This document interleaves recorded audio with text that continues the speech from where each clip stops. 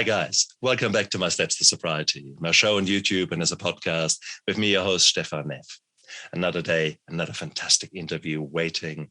And it's just gorgeous because I meet all these wonderful people from around the world who, like me, who have gone through periods, often prolonged periods of darkness, have gone through their more than fair share of trauma and have come out the other side and are now willing to talk about it and willing to share the lessons that they have learned the hard way. And that honors me every single time. And today is no different. I've got Evangela Haley with me, a woman who has undergone a massive transformation.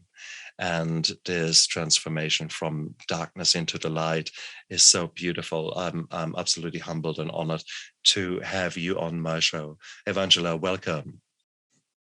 Thank you, Stefan. I'm very honored to be here and to just have this time to share my experience and myself with you and your listeners. Thank you for having me. That's beautiful.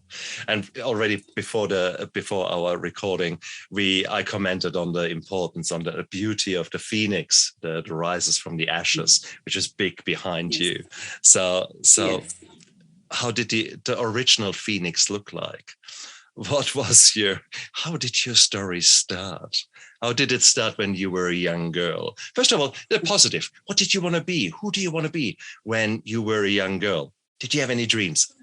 I did. I had, the dreams of being a scientist, actually, when I was very young. Nice. Science was a subject that I really enjoyed. And, I wanted to be a scientist when I grew up, a computer scientist. Is what I would tell my mom that I wanted to be and, share with my friends and things of that nature. And although I didn't follow along that path, I took some courses and things of that nature. It was the discovery aspect of science and the unfolding and the understanding, even with, computer programs and things of that nature, creating something that you can contribute to the world that drew me to want to be a scientist. How cool is that?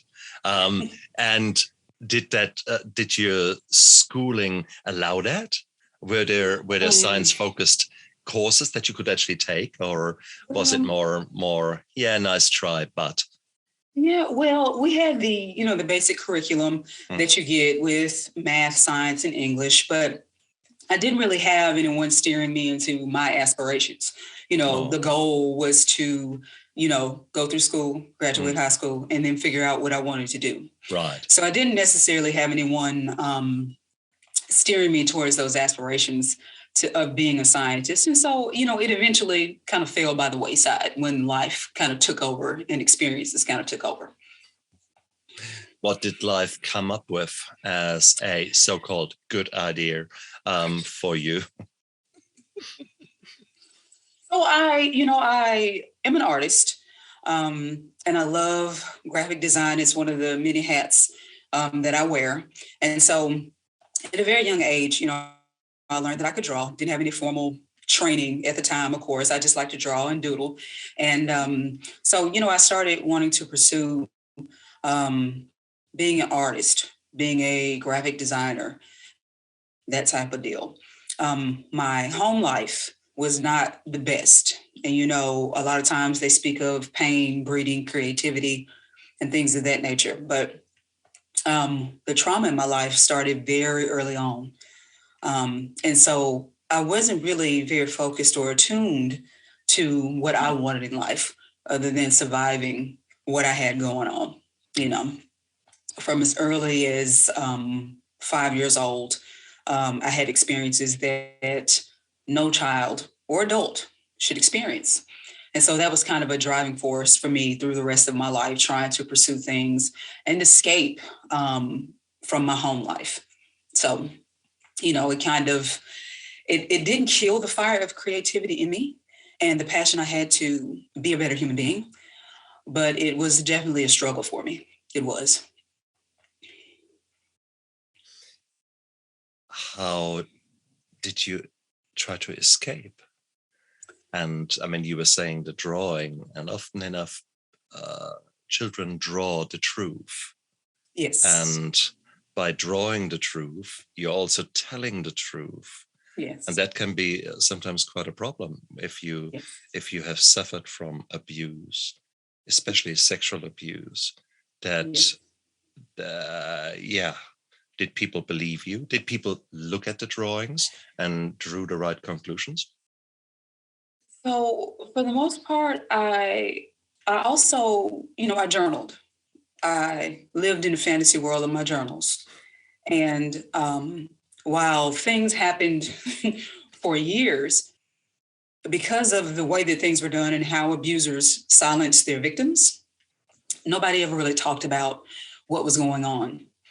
And then I had an epiphany at some point in time. I believe I might have been 9 years old, that if I did not speak out, that this was going to continue on.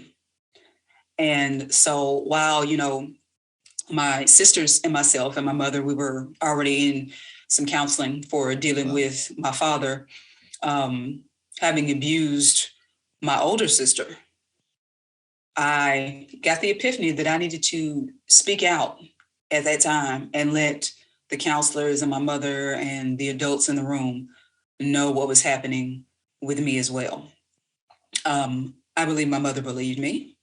My memory's chunky, so I can't remember word for word and how everything progressed, but I do remember her crying very real tears of sorrow as she realized that she didn't catch this. And we went through a period of upheaval in the family, of course. It was it was a very difficult time. I went through guilt and shame because I felt like I had broken up my family structure.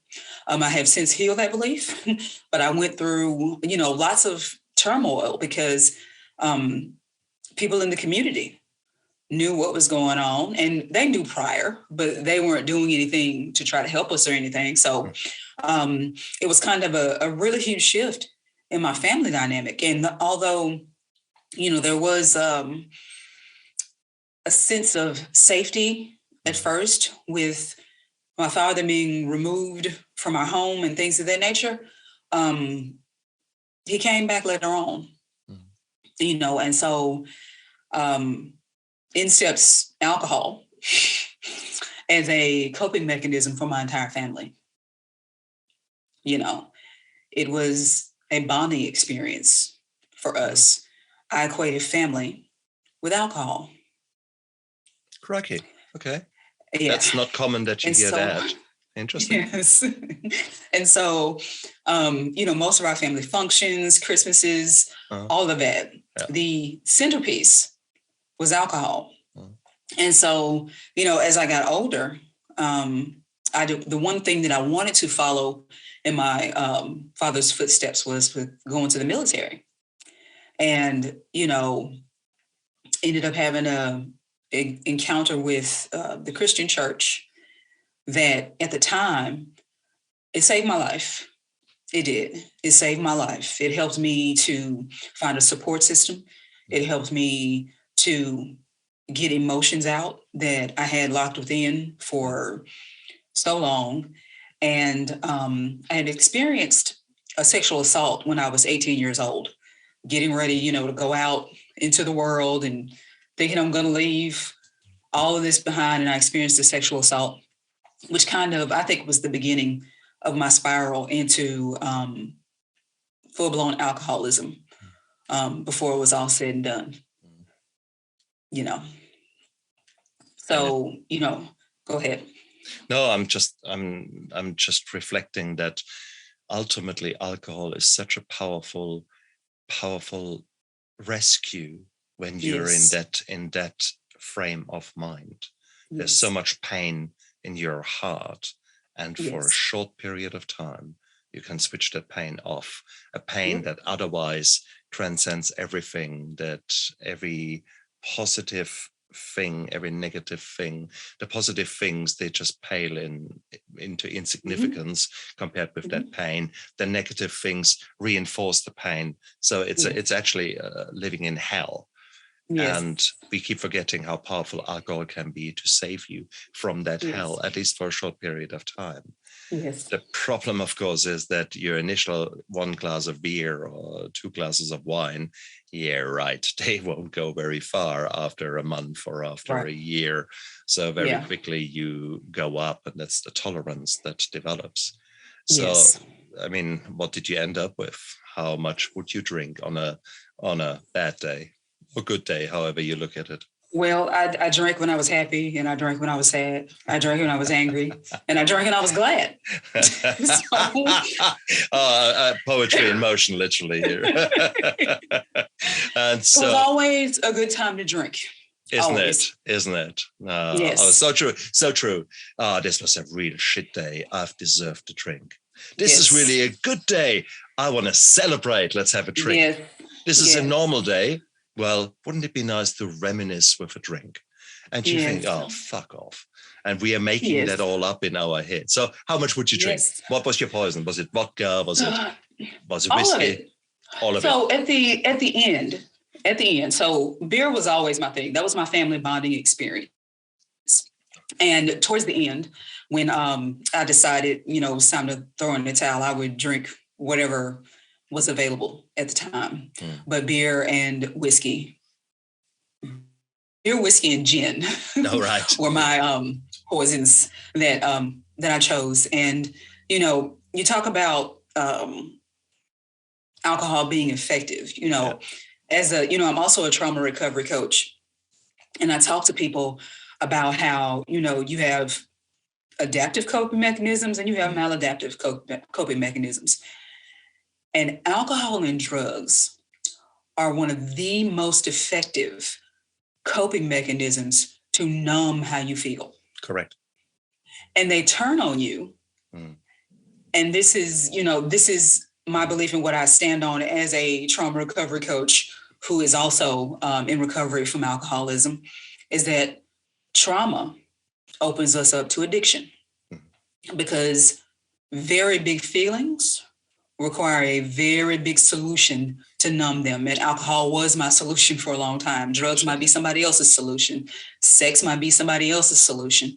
And so when you can't quiet those voices and you have something sitting there that quiets the voices, at least for a little while,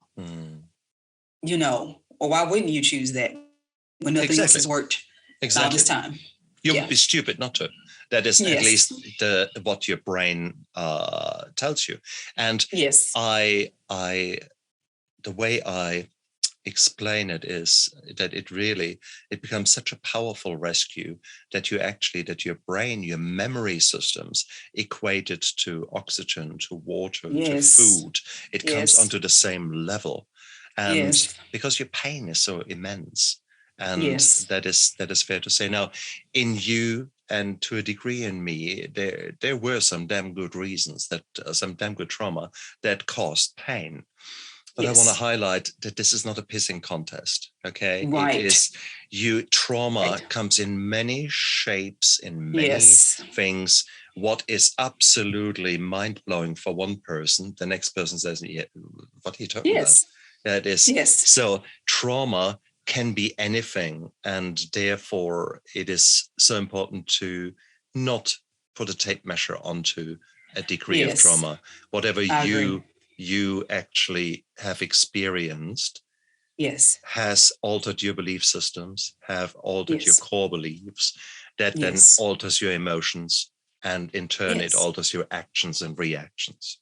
I agree. And we see that essentially the PTSD or complex PTSD that is often there in response to a whole range of things. That the sexual abuse is very much there up front when you look at the women and their traumas, whilst the maybe more traumatic, as in physically traumatic things, might be more in a man's realm. Having said that, motor vehicle accidents happen to everyone, and if you have a big motor vehicle accident, your chance of PTSD is something like 1 in 4, 1 in 3, thereabouts. And that's often something that doesn't get recognized. Right. And so these are the traumas that we do recognize, that people actually easily find. But then there are the smaller traumas, the neglect as a child, the maybe the bullying that didn't leave you disfigured, but deep inside leaves you deeply scarred. And that can be the trauma. So I just want to spell that out, that, because your story is so intense, your story is so big. Therefore, guys, don't get sidetracked by that. At the same token, though, take note, because here's this woman, this gorgeous woman, Evangela, who has just completely revamped her life. And hell, so you went through hell. And now you are a very different person. What happened? What happened? I mean, you were still in school the last time we talked. So you were at school trying to get your life sorted, but alcohol really became this good friend. Where did you go from there? I got into the military, went through my 8 years, got into religion. Religion offered me no answers for the things that I was questioning and, wanted to know about, because and to your point about the magnitude of my story, I very much want everyone to know that trauma is very subjective, and as you said, it's not a pissing contest. My story is very heavy, but whatever each of your listeners' experience is, that is their experience. And I honor it in every way that I possibly can. Your experience is your experience, and it affected you in the way that it affected you. So, I got into some churches that I believe have been experiencing some trauma themselves. Churches or ministers? I think we need to distinguish there. Yes, ministers. And so when you get leaders who do not know how to effectively address their traumas, they inadvertently pass those traumas on to others. And not only ministers, but just people in general. When you don't have a way to effectively deal with your trauma and allow it to be expressed in a way that you can release it, you generally pass it on to others. Unintentionally sometimes, because I do not believe that anybody intentionally harmed me in the churches that I was a part of. But that harm was there nonetheless, and looking back on it, doing my work to heal and understand the nature of trauma and the nature of just humans and myself. When we're in pain, we will do anything to alleviate that pain, and, the church itself is just not very trauma informed. And I happen to believe that a lot of wounded people end up in the church because it offers answers. It gives them peace. It gives them a support system, to try to help move through some very heavy things. And so I had this experience in the church buildings that I went into, and activated my trauma even further with abandonment and things of that nature. So I wanted to learn more. I'm the type of person that, from very young on, I wanted to know why I believed the things that I believed. And I always wanted to learn more. If I'm dedicated to something, I want to know all I can know about it. And my pastor didn't appreciate that. He did not appreciate that. I had found out about some passages of scripture that were teaching about, pastors, evangelists, apostles, prophets, and things of that nature. And this man literally told me and my friends, he found out that we went to go see someone teach on this, and literally told us we didn't need to know anything that he didn't teach us. Ha ha ha ha ha ha ha ha ha. Oh dear. Okay. Proceeded to sit us down from, we were singing on choir, we were doing all kinds of stuff. 18 years old, participating fully in church because we really loved this church that we were a part of. He proceeded to sit us down from all of our positions, the things that we love to do. And needless to say, we ended up not going back to that church. He then proceeded to, I think it was we did not go back to the church that next Sunday. We decided that, we were going to call it quits and we're going to be manipulated like that. Yeah. And he proceeds to get up in front of everybody and say that he sees our caskets lined up at the front of the church. What? Yes. What a load of bull. Oh, but please. it was traumatizing. I've got actually more colorful language if you want some, but no, that's no, it's so hard because that is exactly what I hate. Leaders who misappropriate their power, who use their power for the wrong reasons in the wrong way.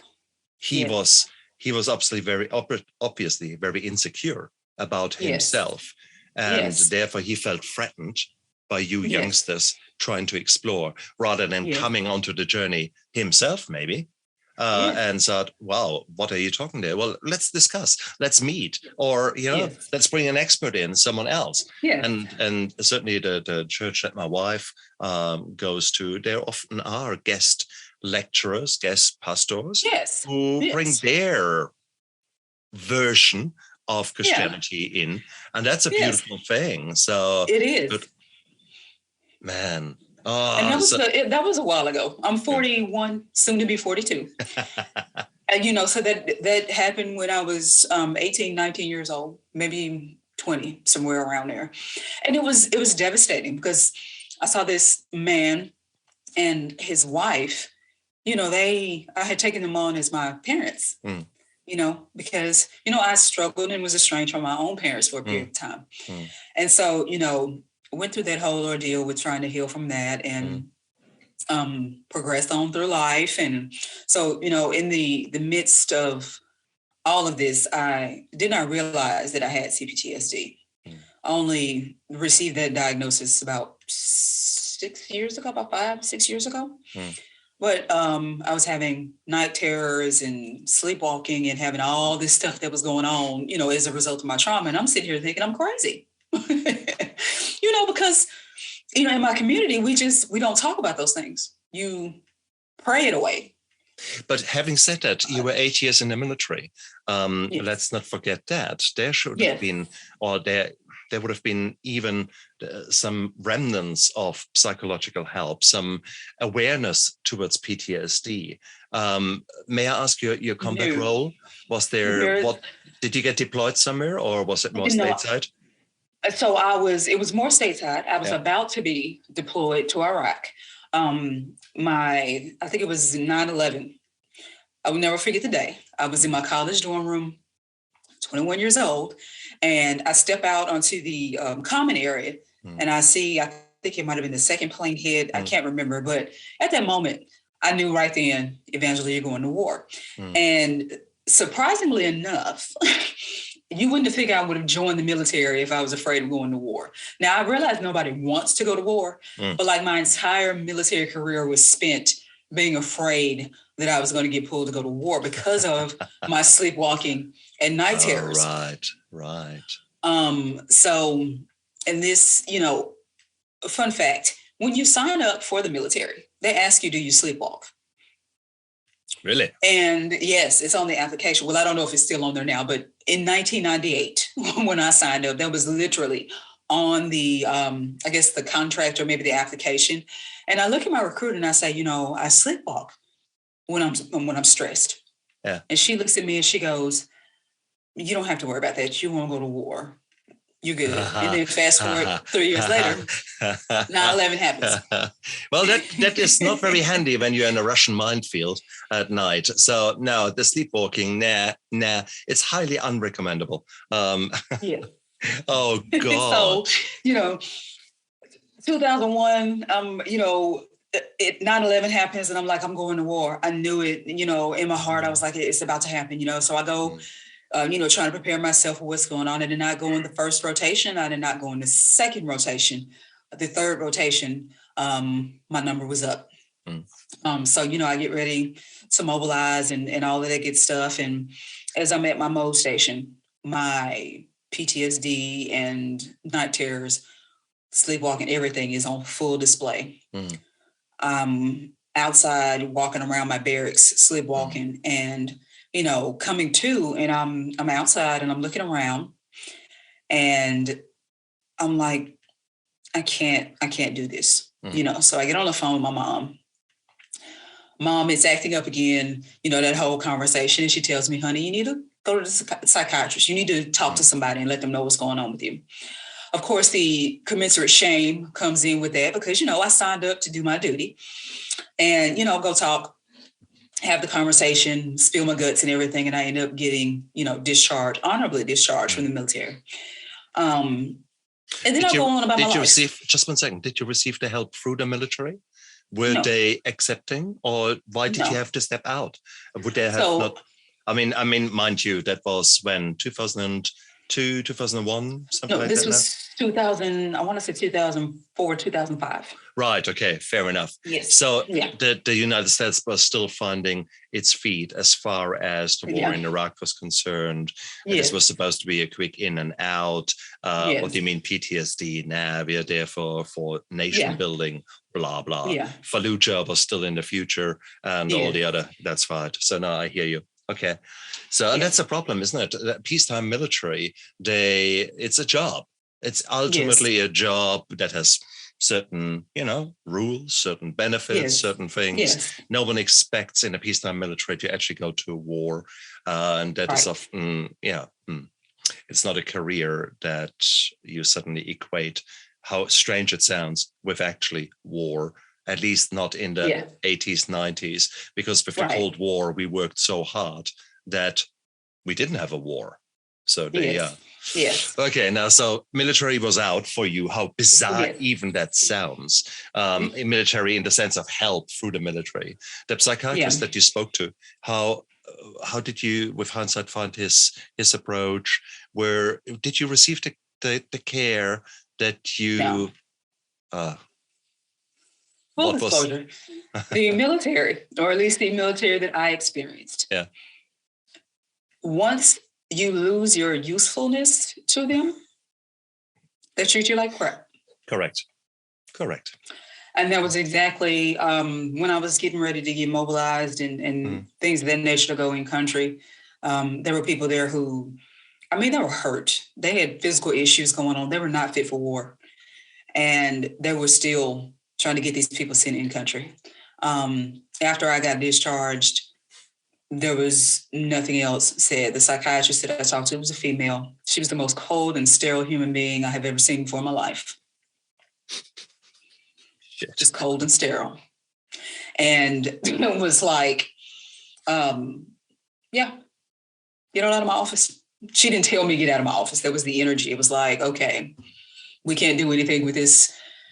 Yeah, we're going to discharge you and send you along your way. So there are not a lot of, it is not a warm and fuzzy type of deal with the military. Once you have passed your point of usefulness, that is it. For those who may be, wanting to go to the military, and like I said, that was 2004, 2005. I do know that the military has, they've introduced some measures to help with the mental health issues of soldiers. I don't know if it will help or harm them, because when you go to war is not a place where anyone is going to care about your feelings. Correct. With that being said, I do think that there needs to be a stronger mental health system for when our soldiers do come back, to help them integrate back into society, because after living in a war situation and being afraid for your life for a year, you're not going to be able to just come back and be okay with life. And there are so many of, we call each other battle buddies in the Army. We call each other battle buddies. So many of my battle buddies who, they have PTSD, and there are no effective, in my opinion, resources for them to be able to get all of that out. Seeing your buddy lose a limb or even lose his life, But it doesn't need to be as bad. The sheer fact you might have not someone immediately lost or been immediately there, yet a year being fired upon and having rules of engagement that might prohibit you from any sensible response gives you the same as a toxic workplace. You're helpless. you're hopeless, you're just pissed off. Hypervigilant. Exactly. So it gives you all, it's all there. It's all there plain to see. And it's just logic. So please, so if that story rings a bell on you, doesn't matter that you didn't see somewhere guts hanging off the ceiling. No, it's time, if you feel like that, for fuck's sake, time for you to talk. Time for you to accept that it's okay not to be okay, and time for you to actually open up, maybe to your family physician, to your GP, to whoever is there. Whilst you were saying with your church, this was rather a bad experience. I would probably agree that there are many churches, God, but they are equally, I've met, meanwhile, whilst I'm not religious, don't go to church. I met some pastors who are amazing people who would listen to you and maybe guide you towards a solution. So you said it before, Evangela, there are so many sources potentially out there, but most of us don't know about them. Let's put it like that. And most of us don't know that we actually need them. That's the worst. That's true. That's true. But here you were. So you were in the military 8 years, and that ended up in not as the nicest of all experience. The church didn't end up with a nice experience. So far, goodness gracious, you're what, 26, 27 now? Yes. And the alcohol is still your best friend because you're still numbing yourself. How the hell did the story continue? So I got to a point while I was in the church, I had about 6 or 7 years where I didn't drink. Wow. Didn't drink at all. Was with a group of friends. We had established a connection within helping each other and helping others in our own way. Yeah. And trying to help people who had been hurt by, people in the church and, doing that. And we ended up, because of course we all came together, we had all been abandoned, we had our own traumas, and we ended up going through what I call a falling away within our friend group. And that is what actually drove me to the breaking point when I was 37 years old. Relationships were not going where I needed them to go. I was codependent, I was struggling, still having mental health issues and things of that nature. And I just got to a breaking point. Before, I thought that I could stop when I wanted to. And like I said, I had that six-year period where I didn't drink anything. Well, I decided to go back and start drinking again and smoking a little weed on the side. And I ended up hitting a brick wall. 2017. I'll never forget. This was probably 15 years in the making, but I realized I couldn't stop. And every day I would wake up and I promised myself, Evangela, we're not going to drink today. And every day I'd get off from work and it wouldn't even, I'd be like, look, I deserve this. It was very interesting when you said earlier, talking about I deserved it. I worked hard because I was very much functioning. Very much functioning, high functioning at that. I deserve this entire six-pack. Exactly. And that's for breakfast. Yeah, that's right. I deserve this fifth. I deserve this, and I'm going to have it. Yeah. Because, I have no other, because for me and many of my friends within sobriety, we talk about that I take my first drink and that sigh of relief. Exactly. And people they don't understand. It is a literal sigh. Is it that not? You get? Yes. And that's what we're looking for. We're looking for that ability to be able to exhale. Because we haven't been able to do that all day. I've been running around, obsessed. Oh, when I get off, I'm gonna get me something to drink, and I'm just gonna sit down and I'm gonna relax. Yes, that alcohol did it every single time. That's right. And it wasn't until I woke up the next morning with the realization of the fact that I didn't keep a promise to myself. That that shame, that guilt. I did it again. You know, it comes roaring back in, and then of course you need another drink to get going for the day. Ooh, and the eye opener. Yes. Yes. To get it going for the day. And then, it's off to the races. You do what you have to do to be able to function as a wounded individual in this world and smile for everybody. And Stefan, it's rough when people see you as the strong person. I'm pretty stoic. I don't, I'm an emotional person. My internal world it's going off all the time, but it doesn't show in my face. And so people don't really believe that I'm an emotional person. They think that I'm strong, that nothing affects me and all of that. And that in and of itself is a trauma response, because I learned not to show how I feel, because that's weakness. That's weakness. And I didn't want to be weak, so I didn't talk to anybody. I was, in several of the relationships that I was in, who I was emotionally was not acceptable. I was seen as overly emotional, too sensitive. And so I shut that part of myself off. Oh, shit. Yeah. Shut that part of myself off.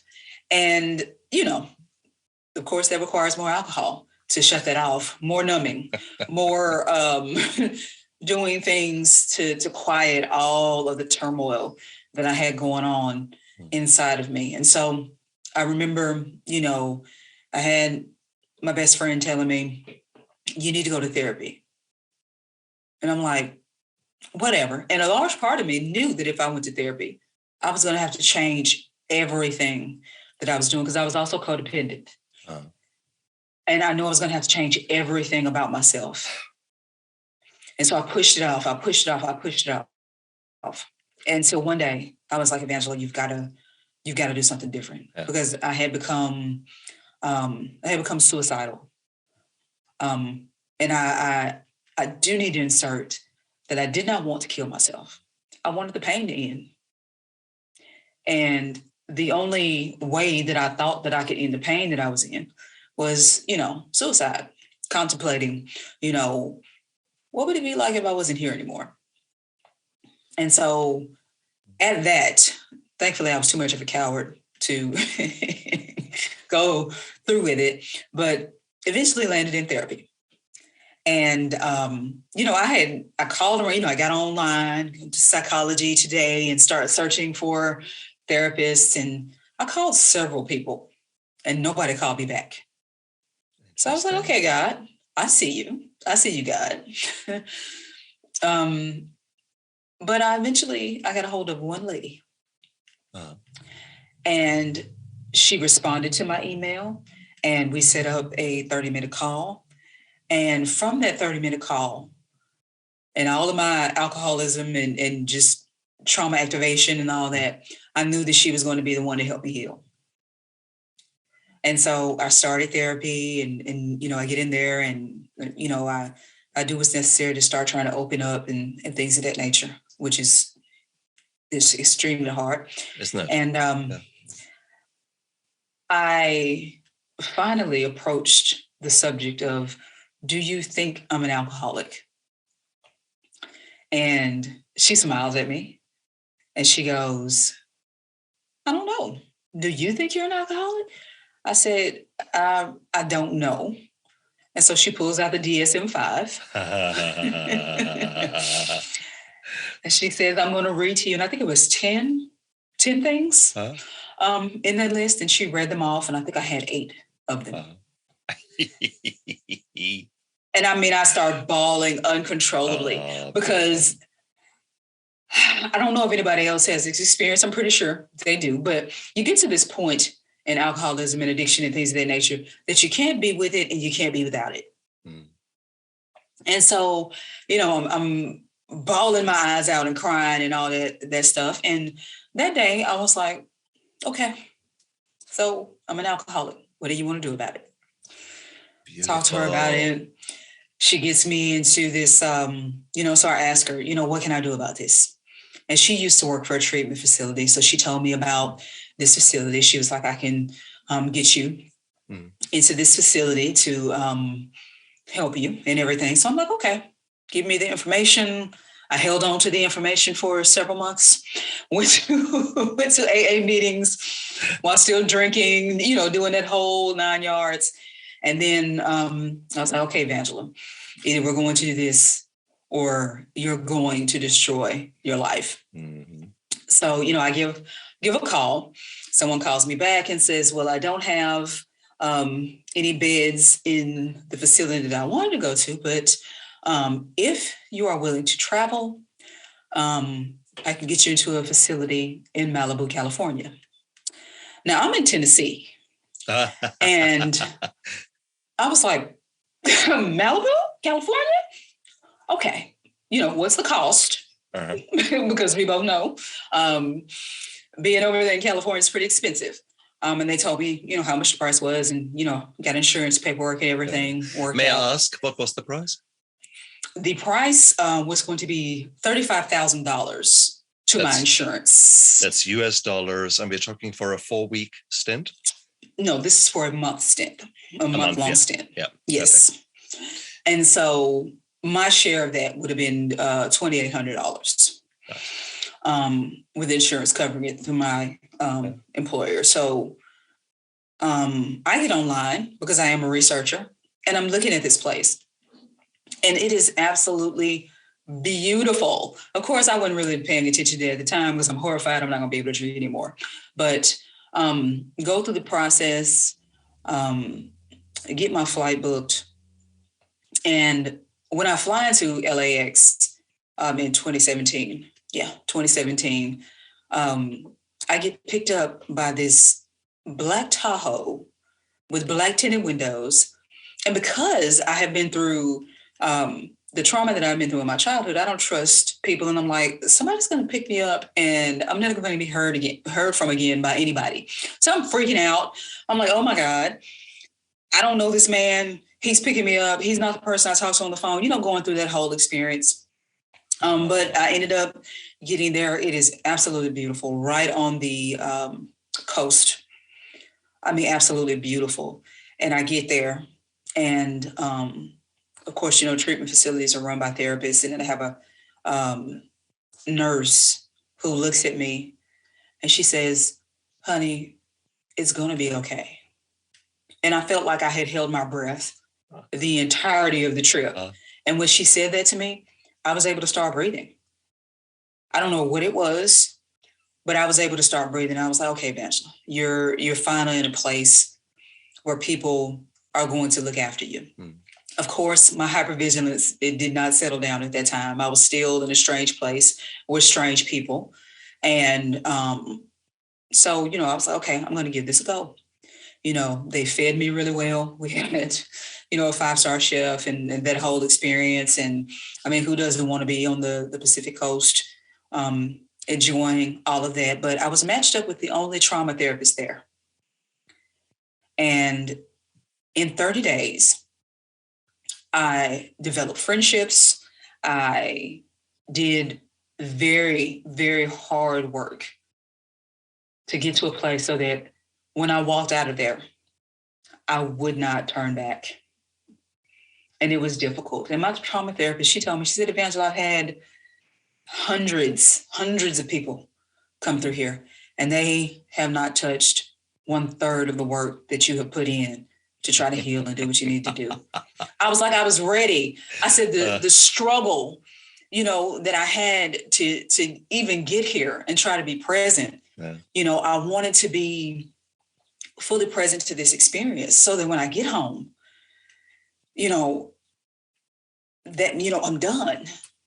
Because I know what I'm going back to in my life. I changed. None of the things that were going on around me changed. I changed, and I knew that I would have to have a solid foundation in order to be able to go back into my life after being gone 37 days and, being protected from alcohol and my life. I knew that I was going to have to make sure that I had some type of foundation or I was going to relapse in the airport. Not even when I got home, in the airport. And so, I did what I needed to do. I got home. I was horrified.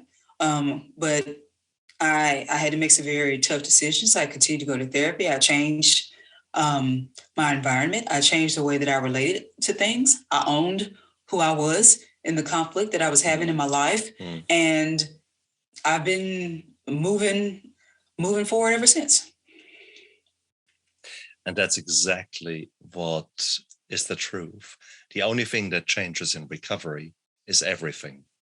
Yep. Because once you realize that one little step can do so much, you get thirsty of doing another step, and then another step, and another step. And it is what trauma comes in layers, no two ways around it.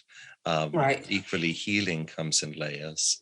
And you do one thing, and in your case, there was these 4 gorgeous weeks in this protective bubble of rehab. It's so gorgeous because you're taking out of your life all the crap like mortgages and whatever is no longer there. You can actually focus on yourself. You are forced to come off the hamster wheel. You're forced to actually stop and think. And you have nothing to numb yourself. So suddenly you have to experience sadness or fun. Yes. Did you guys have sober fun in your facility? We would go to the beach. Oh my God. I cannot swim. Let me put that in there. But we went to 4 or 5 beaches. Yeah. And these were the most beautiful beaches. We were able to go out and enjoy ourselves. Now, I think we were not allowed to go to Venice Beach because of the things that go on there. It's it's heavy with things we were trying to get away from. So, but we were given, sort of passes to go out and shop and, experience California, experience food and things, because I'm a foodie as well. So, I went out and I experienced these things, and I formed connections with people who I'm still connected to 4.5 years later. I went to Charlotte, North Carolina to visit one of my friends last year that I became very close to while we were both struggling in treatment. And it's a beautiful relationship that I have with him and his wife and his daughter.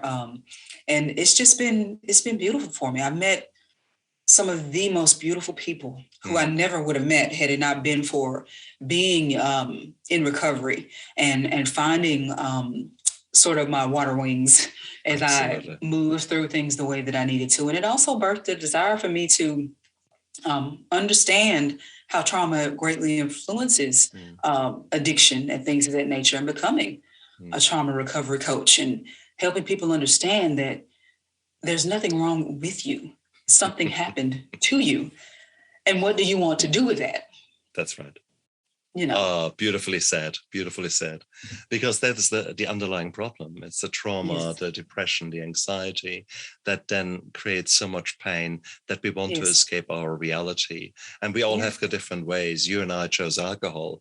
Others have drugs. Others do sleep with everything that has a heartbeat. Gambling. It's all the same thing. We are completely removing ourselves from our reality. The sugar rush of cookies. Yes, please bring it on. And maybe we should talk about that a little bit because, that's right, exactly. I was in the same rehab. There was chocolate for Africa. And I actually, sadly enough, I exchanged the alcohol initially for sugar. So we had these wine gummy snakes, and I lived with them and off them. So needless to say that the sugar can be incredibly addictive too. Yes. So and that's what I tell people. Alcohol is essentially sugar. And there is such a thing as the weight gain that comes with the first year of sobriety. I did not personally have a weight gain because I have always had an aversion to sweets. I don't really like sweets a whole lot. Now, when I do indulge, I indulge, but I mean, I weigh all of 18 pounds soaking wet So, that wasn't my issue, but I see people come in and that's what they do. Yeah. They trade alcohol for, and in AA meetings, what's there? Coffee and cookies and sweet snacks and those things to, that's what you see when you go into a meeting. Yeah. You swap it out, Regrettably, yes. And I think that's where we come to this, to the whack-a-mole game of cross addiction, because you really need to work on the underlying problem.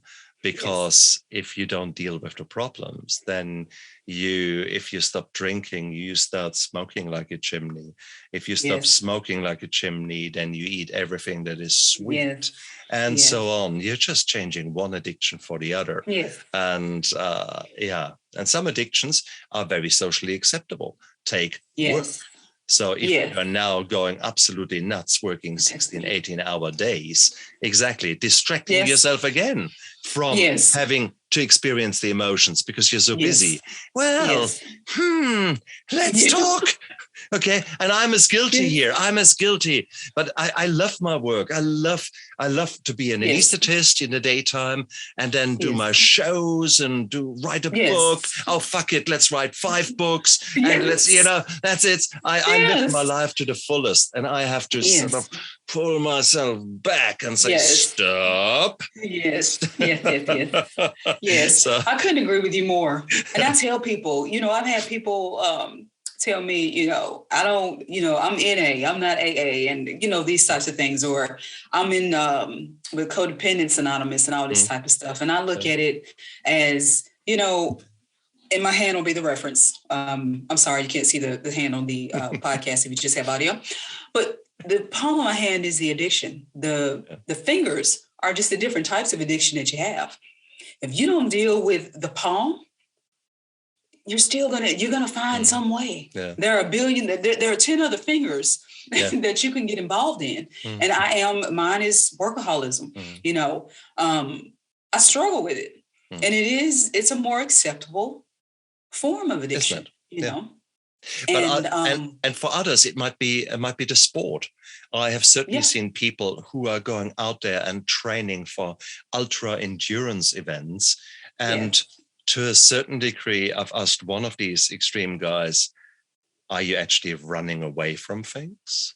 And I can believe it. I can believe it. He took a step back and said, I don't want to talk about that right now. Yeah, that's right. Right now is a bad time to talk about that. But let me do another 180 Ks this week. Yeah, sure. Yes. So no, it is. And it is what it is. That is their journey. They have exchanged one addiction for the other, but they are already one step further than many others are who haven't even made the first step. So recovery is complex. Trauma is complex. And so who are we to say in which sequence do you address your traumas and your recovery? So now I love what you're pointing out there, because that's common sense. When you're in the midst of it, it is so bizarre, the whole thing.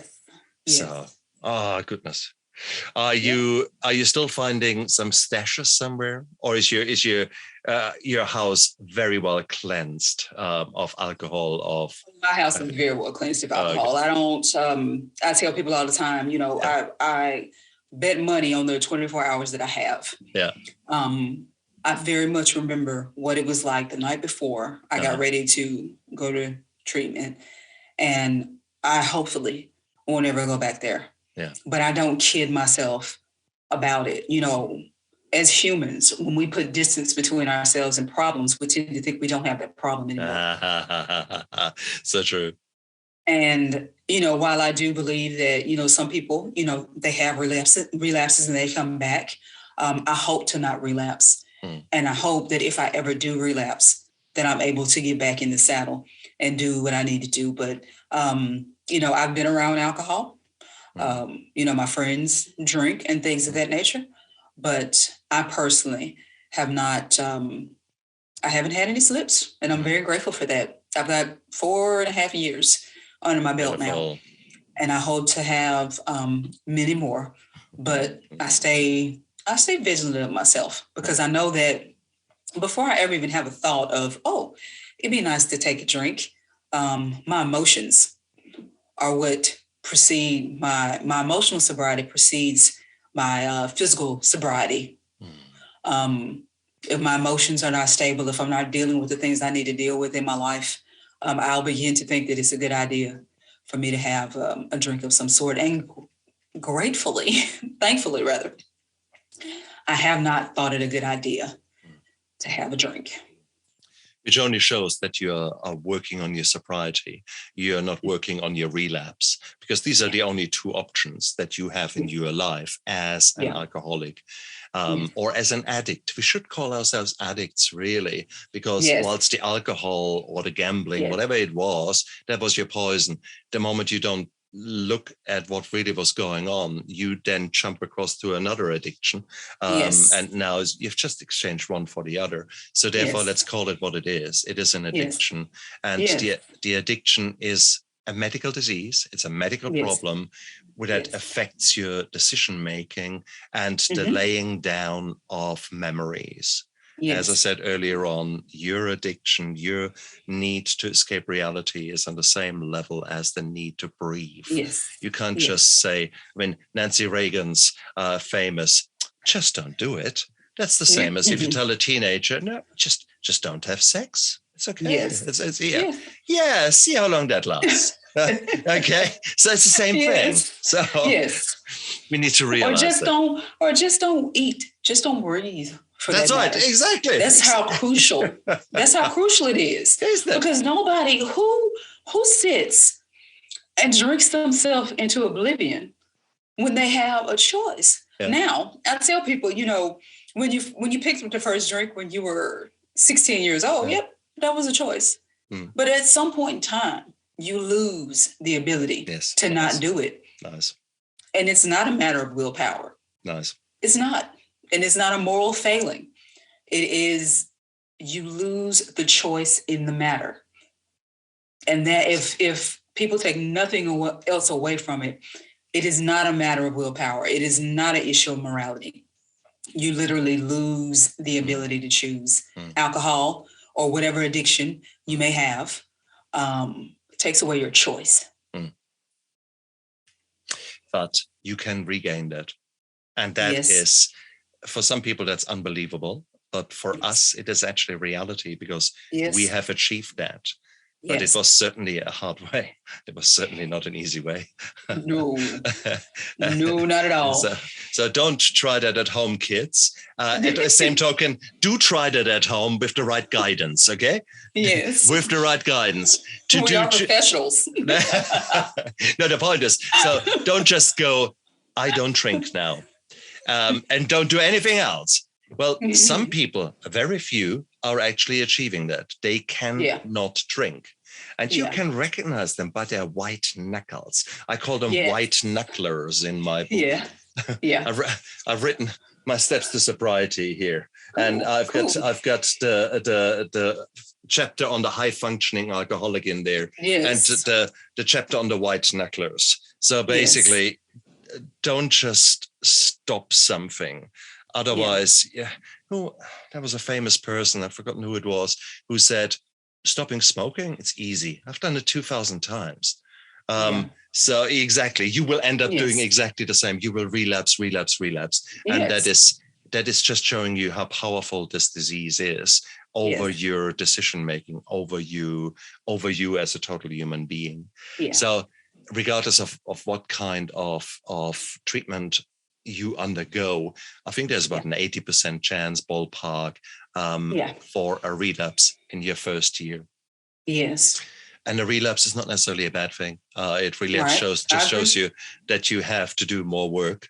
And that's the most beautiful thing, because there's so much healing to be done. If you've gone through a lot of darkness, then you might have to do a little bit of work to get out of there and really come to a point where you've dealt with most of the shit in your life to learn the new coping mechanisms, new micro habits, new ways of looking at things, and practice them. And Yes. for you in the military, you don't just practice a new technique when you're under attack. You probably Right. practice something when you are in control of the environment, where everything is safe. It's Yes. the same, it is. Maybe it is the same with new coping mechanisms, new things. Maybe you should practice them when you're more or less okay, and Yes. have a feel how meditation goes, Yes. how breathing exercises go, how Yes. sober fun goes, all that. Yes. So, but it's complex, isn't it? I mean, it's Yes. amazing, and that's where people like you come in. Eventually, Yes. I mean, you are Evangela. Sorry, Okay. Evangela. You are a woman who has gone on that path and who is now teaching others to Yes. actually, first of all, accept that they might need help, and then actually to guide them step by step along the way. Yes. If people like what they heard, if they gel with you, tell me, Yes. where can they find you? I am on Instagram the most. That is where I'm on there posting. You can DM me, and I'm very responsive. I keep my phone with me. I have a coaching practice called Beyond the Guru Coaching. Mm-hmm. So on Instagram, it's at beyond_the_guru. And then, of course, you can visit my website, beyondtheguru.com. Beautiful. Guys, have a look down there into the description of the podcast and of the YouTube video. You will find all her links there. So, you could do far worse than actually just have a bit of a closer look. And if her messages gel with you, then, hey, go out there, make that phone call, make that introductory Zoom meeting, and actually just have a chat. And you might find, wow, there is actually hope. There Yes. is actually a way forward out of the darkness, which you so far maybe could not see. And there's nothing wrong with that. The past does not equal the future. You are right now listening to this video or to this podcast. Congratulations. You have taken action. You have actually done Yes. something. Pat yourself on the shoulder and say, wow, cool. Thank you. Thank you for doing that. Now the next Yes. step is, okay, how can I continue? And if you have a plan already, or if you know that there's a local resource with you who you want to work face to face, brilliant, do it. I encourage you, go out there. It is your life. Take control. As trauma, as people who have gone through trauma, we for such a long time have taken on the victim role. And that is okay for a time. It's okay to lick your wounds. It is what it is. But don't pitch a tent over there in that kind of poor me kind of thing. No, that was the past. The past does not equal the future. So who do you want to be when you grow up? And it doesn't matter if you're 70 or 17. And these are the questions. What do you want to do? Who do you want to become? And chances are alcohol should probably not be part of it. That is my educated guess that you wish that. And that's cool. I would expand that and would say addiction probably should not be part of that. But now, how do you go about it? And the answer is simple. One tiny little step at a time. So, and make that phone call with Evangela. Make that phone call and go out there and see what happens. Hey, what do you think? Very much so. Brilliant. Awesome advice. Awesome advice. Evangela, you're an amazing woman. You have gone through hell and back and kept going.